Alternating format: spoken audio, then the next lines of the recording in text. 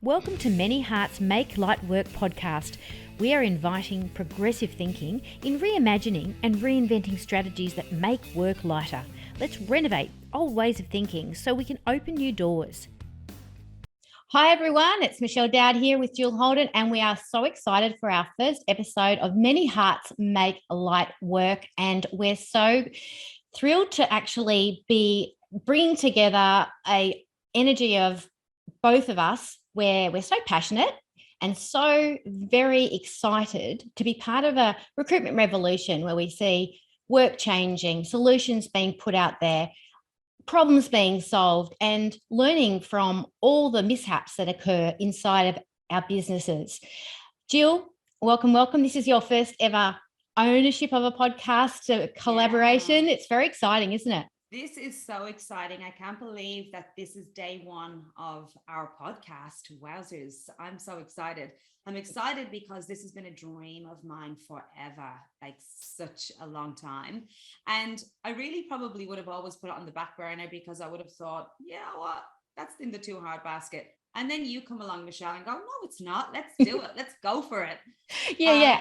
We've got so much to talk about. There's so many great topics. It sounds like a boring one, recruitment, right? But it's so filled with amazingness. I can't wait to share it with you. Me too. And I think it's a beautiful symbiotic relationship that we've got going on. All our conversations that we had, I kind of wanted to record them so that we could pass them on as learnings for other people too. And there's just so much that just naturally comes out of our conversations about what we've experienced and how we relate to each other about that, and I'm sure other people can too. So it's I want for our podcast and for our listeners to always feel like they're in the room with us, having a wine, having a coffee, on their walk, whatever's going on, that they just feel like, you know what, I really need to relate, and there's something here that I can relate to. Everybody can relate to, obviously, work, because we all do it in some form, whether we're working for money or working for ourselves. We all relate to issues in the past where we've worked with difficult people, perhaps, or we've worked in situations in our organizations that where we felt challenged, whether in our team or with our boss, and so it gives us an opportunity to have a bit of a talk about how we can revolutionize that, how can we change that, how can we. Often we're expecting the other people to change, but how can we affect change as individuals? We're more powerful than we think, aren't we? Oh, we are so much more powerful than we think. And, even if, recruitment is changing whether we like it or not. I keep saying this. Work is changing. We're not controlling that. It is changing. And if we're not on the journey, we're going to get left behind.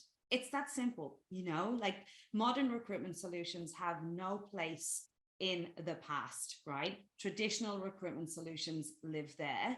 And, the pathway now for everyone is what next? What else can we do to make this a journey that's successful? We don't want to be engaging the organization, let's say, just on that, let me find you a person, let's hope it sticks and move on. We really want to be a part of, the organization long term and the individual's pathway, their professional pathway.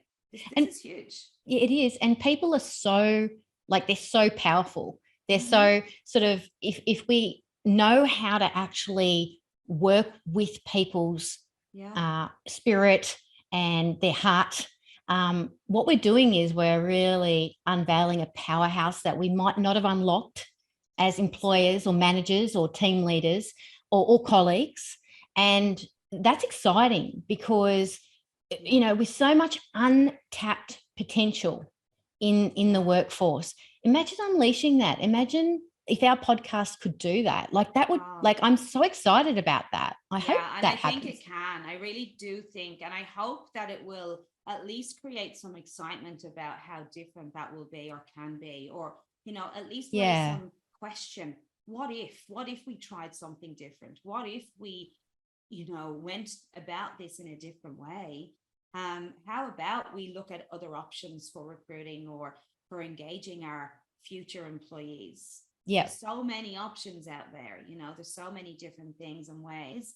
And wow, just to be able to do this and get those messages across. I have been having conversations for years, as you have, Michelle, around recruitment, around employment, and how we create better teams, and Yep. what the difference is in relation to your team and your team culture, right? And your organization culture. There's so many things that I know you and I are going to communicate about.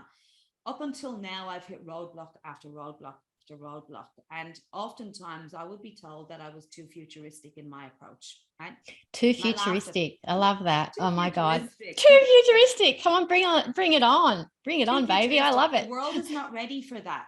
The world is not ready for that kind of recruitment. That's what I used to get told when I'd work in recruitment, internally or externally. And then COVID happened. And then a global pandemic.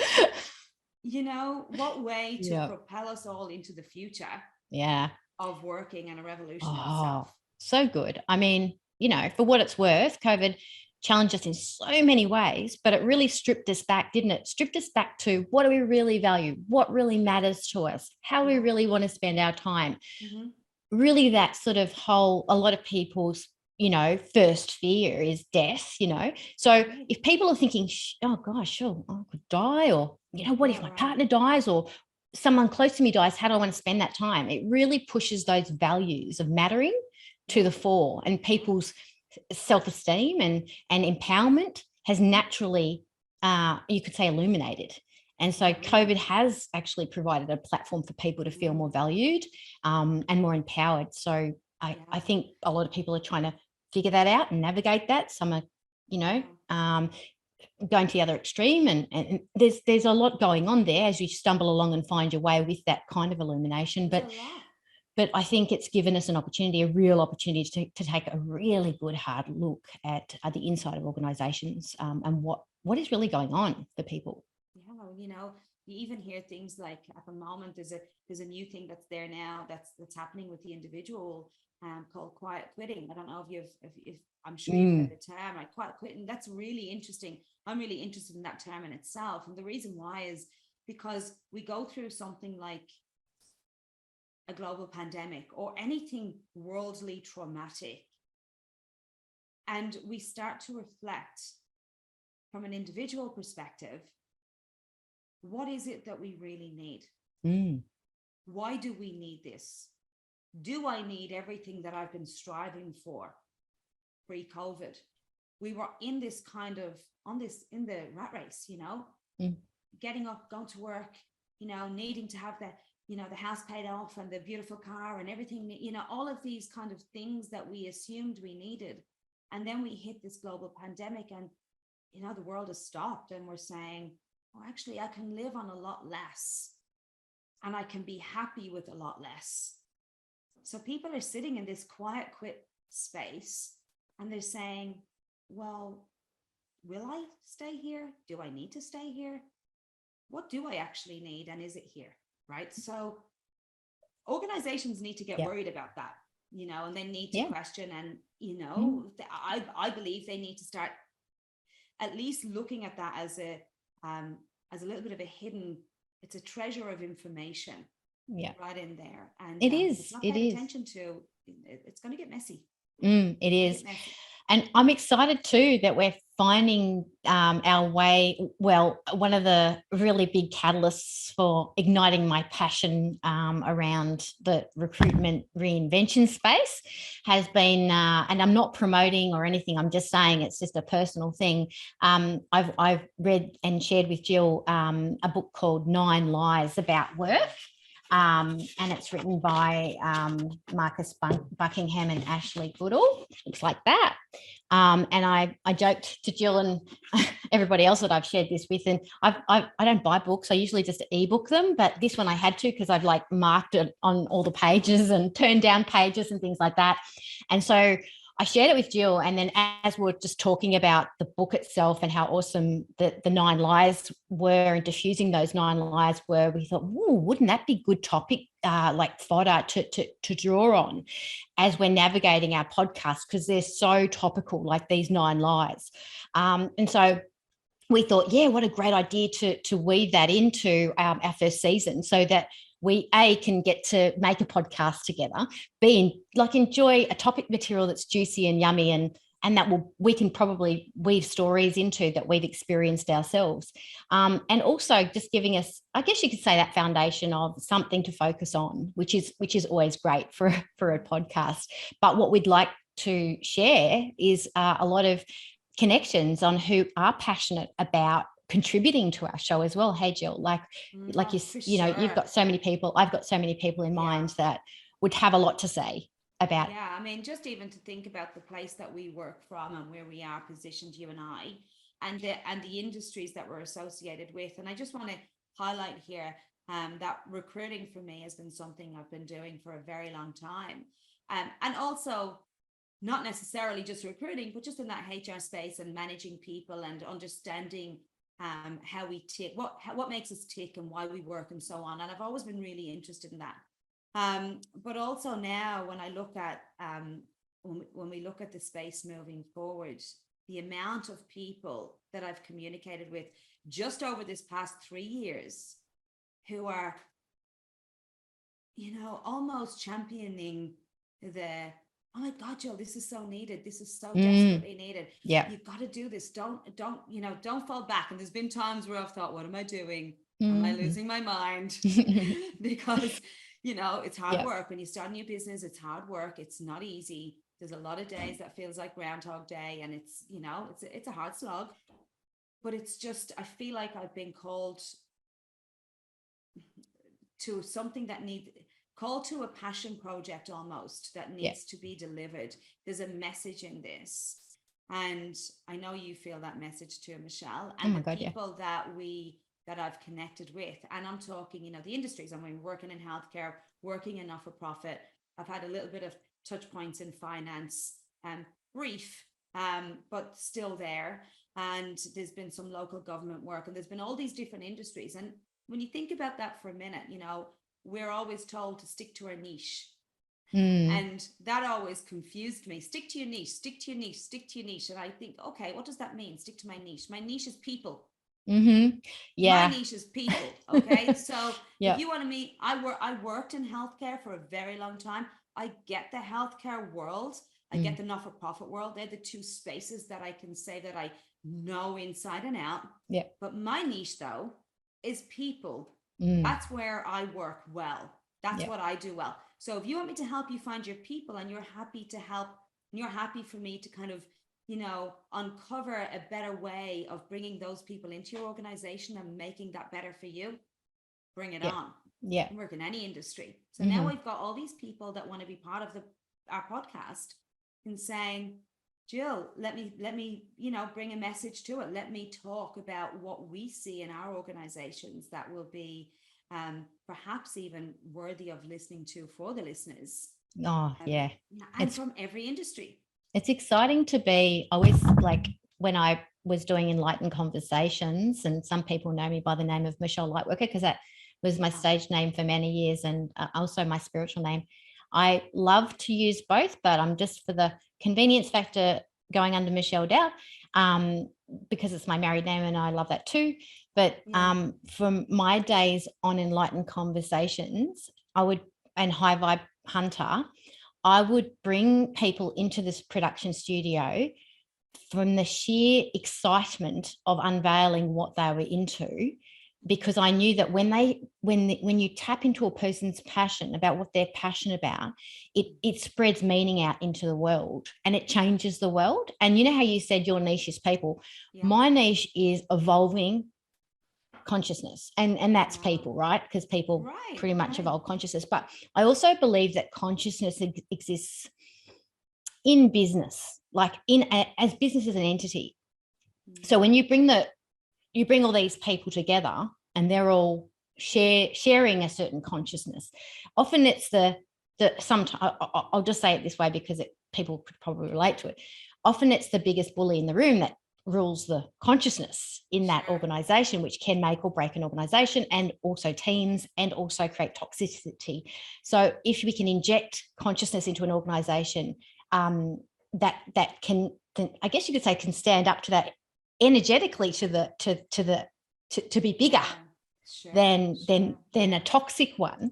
What we find is there's a lot of power in the people creating the organization, Yeah. to evolve that organization. And it might have started with the CEO who was really passionate about their organization, but knew nothing about management. They've hired one bad kind of lower consciousness, let's just say lower consciousness manager, Yeah. who doesn't know how to do people, who doesn't know how to do healthy team management. And their whole business is just, unfortunately, that's the flavor. That's the flavor. So absolutely is the flavor, 100%. And, you know, that's why I love, you know, what we're doing, Michelle, and I love our connection and the fact that we met. And before we even talk about anything else, let's talk about Michelle Lightworker, which I was drawn to, like, you know, like my spirit animal human.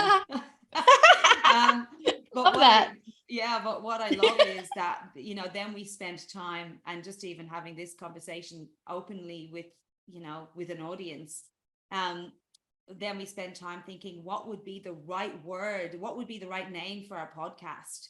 And we, you know, I remember being on a walk with you, you know, you where you are, and me in Melbourne, and what, okay, we'll get there eventually. And then we came up with Many Hearts Make Light Work. And how connected did we feel to that? So connected. You know, like how incredibly connected. And just from a Clover Lane perspective, the clover itself has 4 hearts in my eyes. So, you know, and I always say that, you know, that faith, hope, love, and luck is what the clover represents. Yeah. And that many hearts make light work. The synergy between who you are and what you represent, and the story that I've been telling with Clover Lane recruitment, is incredible. Like, it's just so well aligned. Very, you know, and when you, oh gosh, you brought it up out of the blue, like making light work of it, and I'm like, well, that was the name of my first book. Like, I was like, where'd you get that from, sort of thing. Because when I was writing that for the Lightworker practitioner training, that healing training that I offer, it was very much about, we make work really hard for us when we get in our own way, and we don't allow the flow to happen, and we don't allow what would be, I would say, a healthy response to a situation, not necessarily a normal response, because normal isn't always healthy. But I would say when we actually allow a healthy response to a situation, we are in flow. And it makes light work. We're not putting barriers in place. We're not putting obstacles. We're not, you know, when you sort of chase your tail and you go around in a merry-go-round. We've all probably felt that in relationships, where it's just you're on a merry-go-round.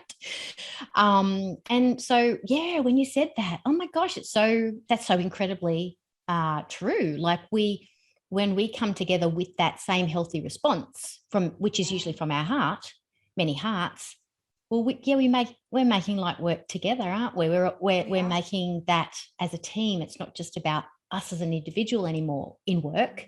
We're really bringing us to the work table, and that's where we get to grow and evolve even more. Because we could do that for ourselves, a lot of us, if we were sitting in a cave. We could just, I don't want to be, you know, connected to the world. And sometimes we do need doona days. We do need doona days.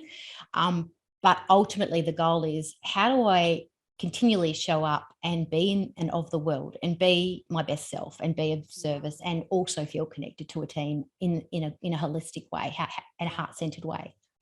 And the other thing is on that, like, just even for us, you know, from a you and I perspective, putting this together and having connected in a very similar way, doing things similarly, separated, now bringing it together. I feel like when we're telling that story about many hearts making light work, we're actually making light work just by doing this. So it's, you know, it's such a light work to do this with you. And it's teaching then or not even teaching, but just sharing that knowledge of how, you know, how do your team show up? How does your individuals and your organization show up? How do they make light work? It's got nothing to do with them not working hard enough. It's got to do with them doing absolutely everything they need to do, but for them to feel that that's light to carry. Yes. And that they, you know, that it's a joy, that it's a joy. Yeah. Yeah, absolutely. You know, not every day at work is going to be a joy. Let's be honest, you know. No. But if most times can be joyful, it makes it lighter. Yeah. And you and I held a very similar philosophy that like no experience is ever wasted. Yeah. And I have this saying that problems are unwrapped presents. So, you know, we just haven't unwrapped it yet. We don't know it's a present yet. We don't know what the gift is. We just see it as a problem. And then when we see what happened that looked like it was a problem before, and we unpack it and we get, oh my gosh, we learned so much from that. Oh, it's taught me this strength about myself. Gosh, I never knew I was that resilient. I didn't know I was that forgiving, maybe. I didn't know I had that in me. Strong, or whatever it may be that got you through that specific thing. Yeah. So I love that I think we'll be doing that a lot in this podcast, because there will be a lot of problems that will be seemingly problems that will unravel and unpack. And I hope the goal is that we can show people from that there's an impulse that takes us beyond that to create something that can contribute to something better for society. Absolutely. That's what I really hope. I really do hope we come up with lots of those little golden gems. Yeah.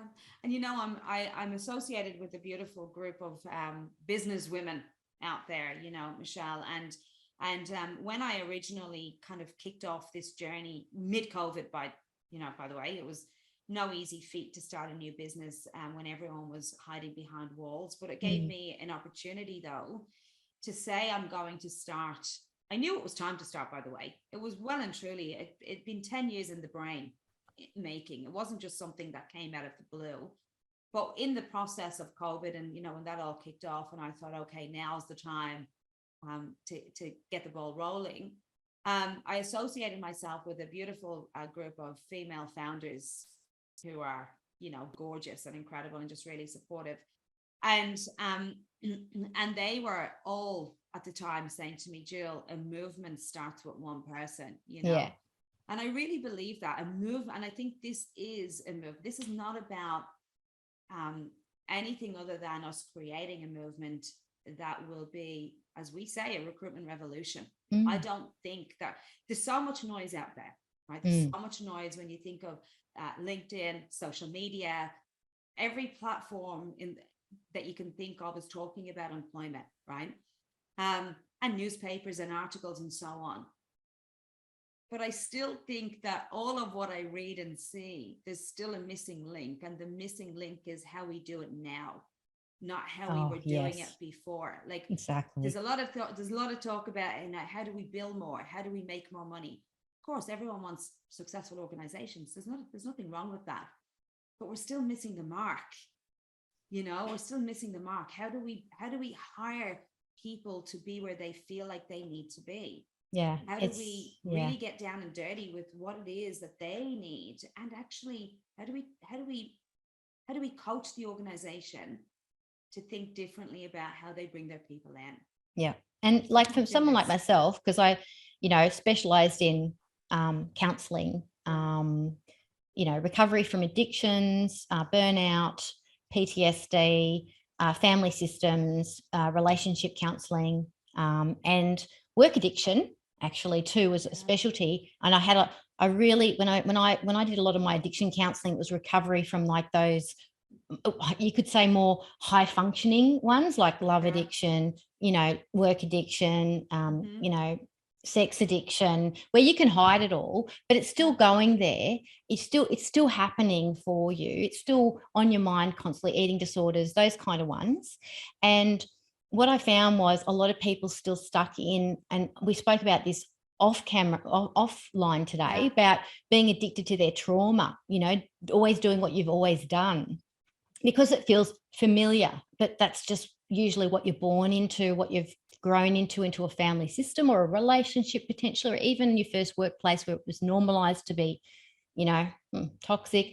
And so, I'm really excited to see us, go to places where we're able to maybe lift back the veil to people who think maybe things are normal, and take another look from this perspective. So from my background, when I started doing that, I'd already been 10 years in recovery from an eating disorder myself. So I had my own personal experience with anorexia, and loads of, I would say probably over 1,000, recovery meetings myself and sponsoring other people before I even stepped into counselling.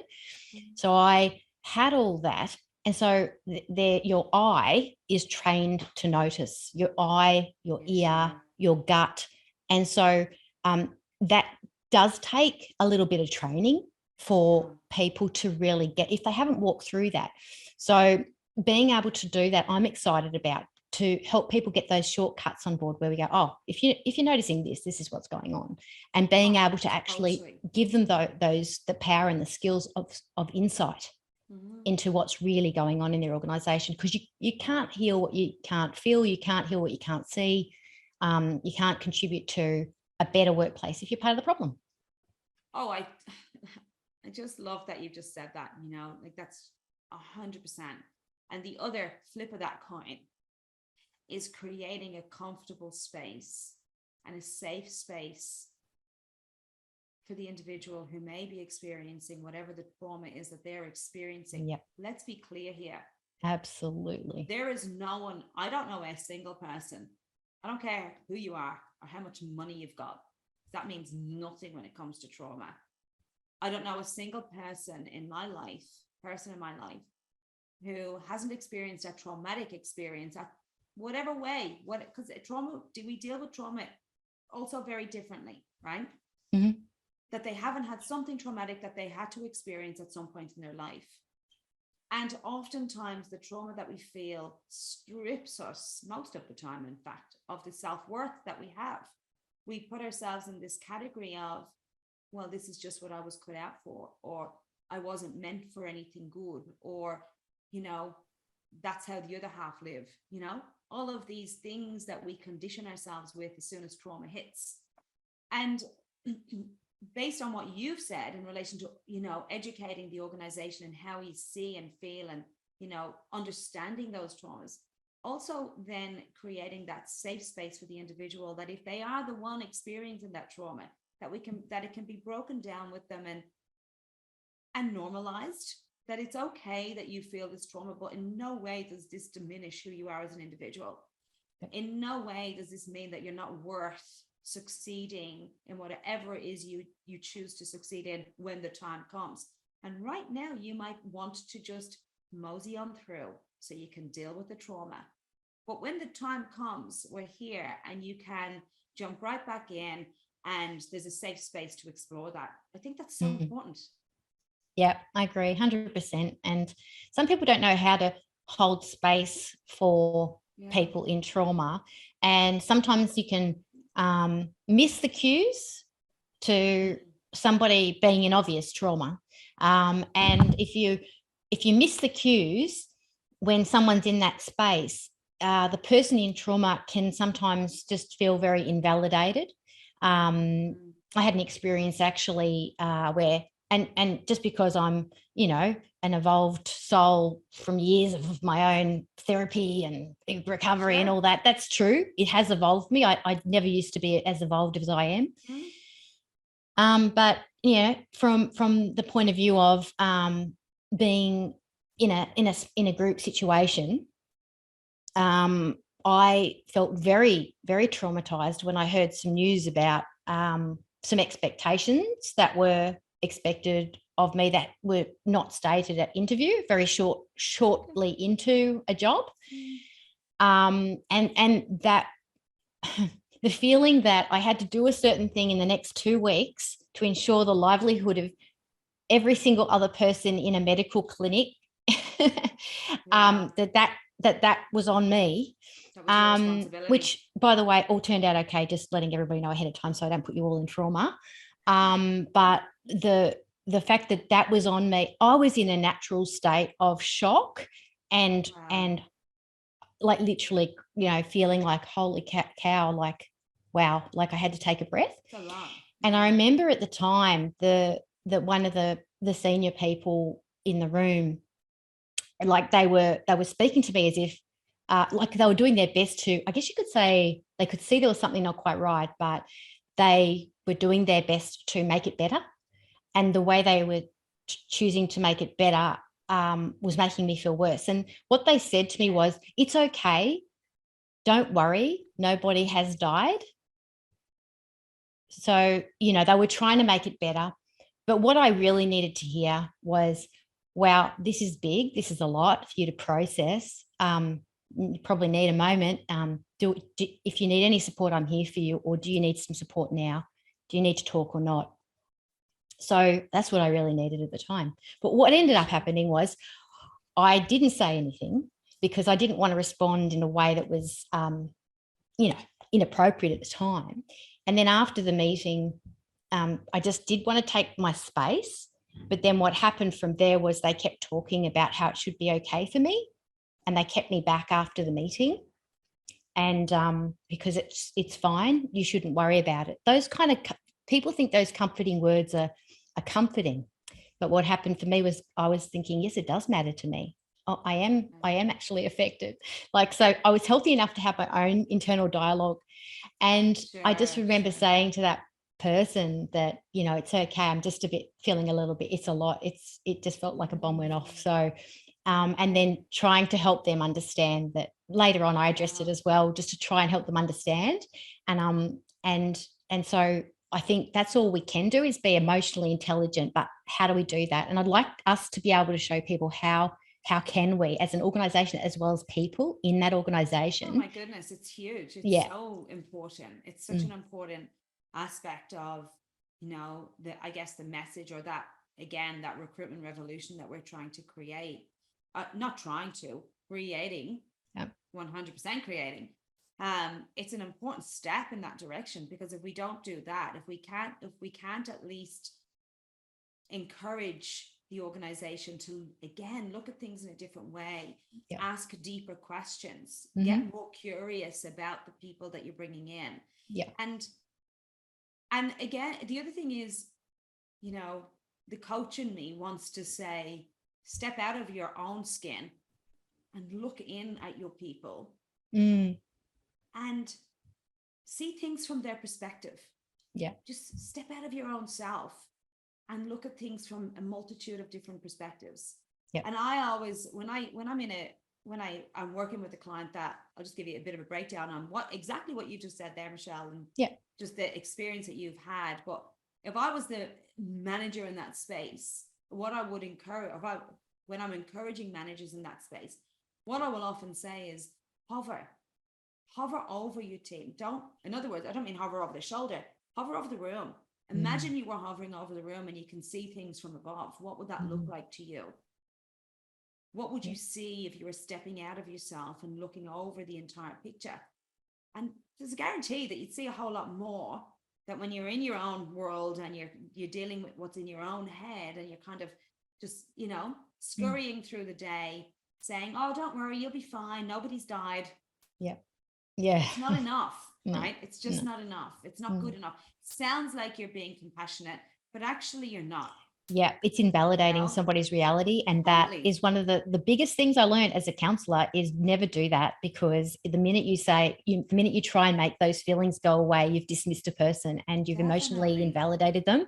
And so, but in order to feel comfortable with those feelings, sometimes you do need to hover, step outside yourself and just be that person, or you need to be the room. You need to expand and be the absolute hold, like they say, hold space for that whole room. And how you do that is you need to feel comfortable with those feelings too, sometimes for yourself. Or you need to compartmentalize your own feelings for a minute and just go, oh, that crappy morning I just had, I just got to put it off to the side for a bit. Promise you I'll get to you back later, sweetheart, but I've just got to do this right this second for this person. And, have those internal conversations with yourself, so you are actually able to do that and not invalidate your own feelings. So there's little, tricks and things that we can teach along the way, share along the way, that we've learned that really make a humongous difference to how your staff feel and how we feel. And as you said before, like, this is an experience, you had this experience, which is pretty huge, right?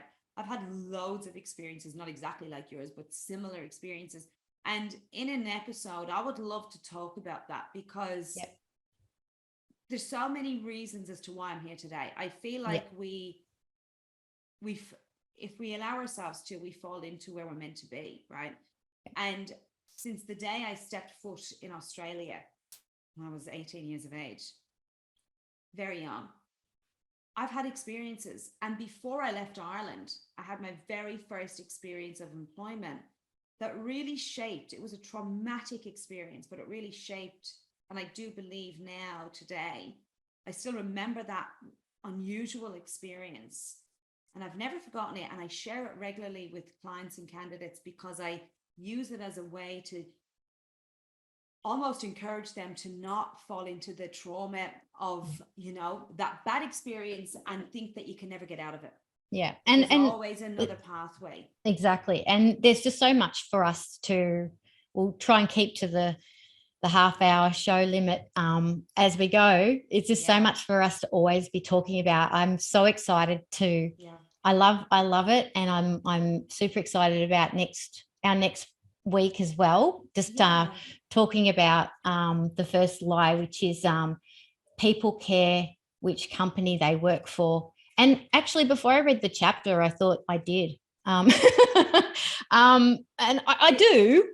Don't say I'm not throwing the baby out with the bathwater, but there is so much to agree on in that chapter, insofar as that people care about which company that they work it's for. Such a lie. Yeah, right. but It's such we'll a lie. And we'll elaborate on that, you know, obviously in the next. But that like, just to leave it on that note, people care which company they work for. There's an alternative to that, which obviously that's what the book is about. You know, we'll find out what it is they care about as we uncover that chapter. We will indeed. Wow, it's so exciting. I can't wait for that first topic, because it's gonna unveil so many and crystallize for people so many insights into exactly what's going on inside of their team and their employees' work minds and hearts, actually.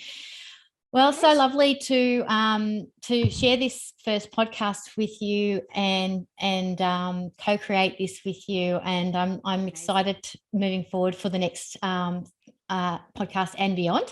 And if you're interested in joining us and being on the show, we'd love to hear from you. Just reach out. All our details are up on cloverlaneconsulting.com on our website, and we will look forward to sharing more hopefully gems with you in the coming weeks.